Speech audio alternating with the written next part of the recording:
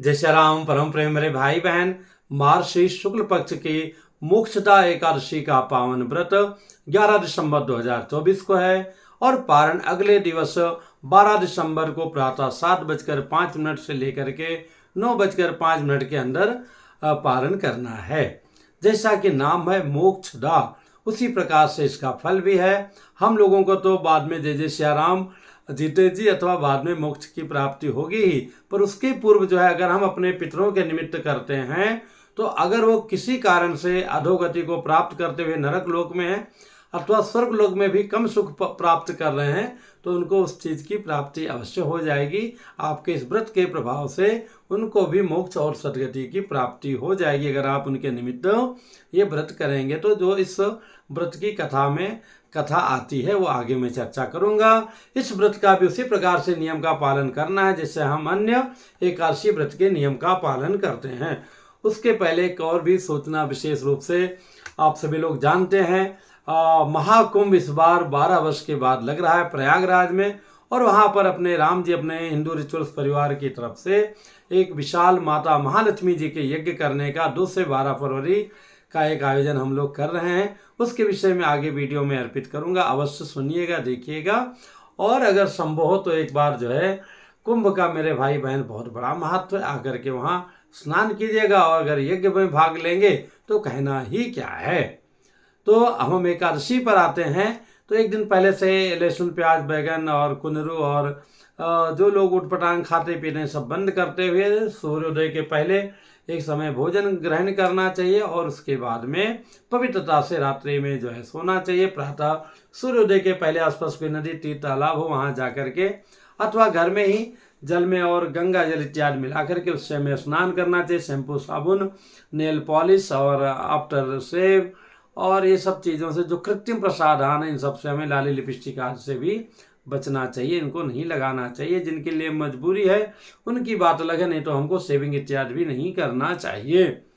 करना क्या चाहिए, भगवान दामोदर स्वरूप प्रभु की जो है पूजा करनी चाहिए, नहीं तो विष्णु भगवान सभी रूपों में है अथवा श्री सत्यनारायण भगवान की कथा इत्यादि कर सकते हैं, वो भी नहीं कर सकते हैं तो आपके घर के जो प्रभु जी हैं उनको नित्य से अधिक पंचामृत से स्नान इत्यादि करके तुलसी दल विशेष रूप से अर्पण करके और भजन संकीर्तन करते हुए रात्रि जागरण करना चाहिए। पारण के समय गौ माता का ग्रास निकाल के ब्राह्मणों के लिए अन्न निकाल करके और बाद में अपने को पारण के समय पारण ग्रहण करना चाहिए। इस व्रत की कथा युधिष्ठिर जी के पूछने पर भगवान श्री कृष्ण जी ने कहा था कि ये बहुत ही कल्याणकारी है। यम यातना भोग रहे अथवा अन्य यातना भोग रहे लोगों को जो है मुक्ति दिलाती है अगर हम उनके निमित्त करते हैं। तो इसकी कथा जो है प्राचीन काल में गोकुल नगरी में जो है बैखानस नाम के राजा थे, बड़े ही पुण्यात्मा थे, पूरी प्रजा को पुत्रोत मानते थे, भेदभाव बिल्कुल उनके जीवन में नहीं था और पूरी प्रजा उनसे बड़ी ही संतुष्ट थी। एक बार उस रात्रि में उनको स्वप्न आता है कि उनके पिताजी बहुत तड़प रहे हैं, बहुत परेशान हैं और वो चिल्ला रहे हैं कि बेटा मुझे जो है इन यातनाओं से मुक्ति दिलाओ, मुक्ति कराओ।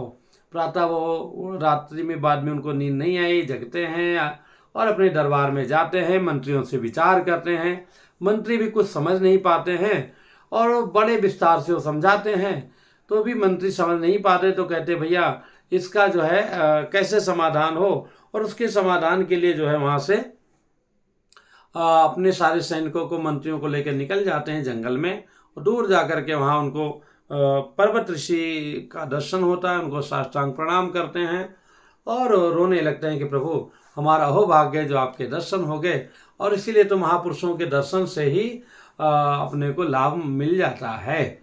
तो उन्होंने कहा कि हमने ऐसा ऐसा स्वप्न देखा है और महाराज क्या कारण है, हमारे पिताजी तो बड़े ही पुण्यात्मा थे, हम सभी के दृष्टि से तो कभी उन्होंने कोई दोष या पाप कर्म नहीं किया है, फिर वो कैसे तड़प रहे हैं, बहुत ही बुरा मुझे स्वप्न आया था।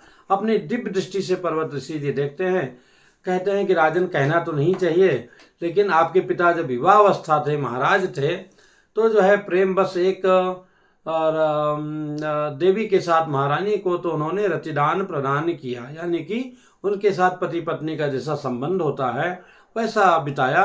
लेकिन जो दूसरी रानी थी तो सोच के डर से उनके साथ उनको रति प्रदान नहीं किया, यानी कि उनको उन्होंने समय नहीं दिया, शरीर नहीं दिया, अपना प्रेम नहीं दिया, जिससे उनको बहुत तड़पती थी। क्योंकि जब ऋतुकाल आता है तो शास्त्रों में ही वर्णन है कि उसके बाद में काम इच्छाएं देवियों की बढ़ जाती है, तो हर पति का धर्म है कि वो उनका साथ दें। तो ऐसे में जो है, और मांगने पर तो अवश्य देना चाहिए, उन्होंने मांगा। और ये जो है द्वेष के बस, अथवा जो है विराग के, एक राग ज़्यादा था एक पत्नी में, तो उनके डर के मारे उनको उन्होंने अनुराग नहीं दिया, जिसके कारण जो है इनको वो बहुत तड़पती रहीं और बाद में इनको फिर वो जाना पड़ा। तो इस कारण से जो है ये हैं। तो कहे महाराज इनका उद्धार कैसे हो? तो ये बोले कि आने वाली मोक्षदा एकादशी का विधिवत उस निमित्त व्रत कीजिए कि इसका जो पुण्य है हम अर्पण कर देंगे। उन्होंने वैसे किया और उनके पिताजी की भी जो है समस्या सब दूर हो गई। इनको तो पुण्य की प्राप्ति हुई ही। अब मेरे भाई बंधु, जो भी हम सत्कर्म करते हैं, अगर हम दूसरे के निमित्त करते हैं, हमारा भले ही पुत्र है, पत्नी है, भाई है, पिता है, दादाजी हैं, उनको तो प्राप्त होता ही है, उनके साथ अपने को भी प्राप्त होता है। जैसे मित्र लगाते हैं तो स्वयं को भी, जिसको लगाते हो तो महकता है, स्वयं को तो महकना ही है। और रही बात प्रयागराज की, तो उसके लिए तैयारी बनाइए और उससे संबंधित हम आगे वीडियो में रखने का प्रयत्न करूँगा। जय श्री राम।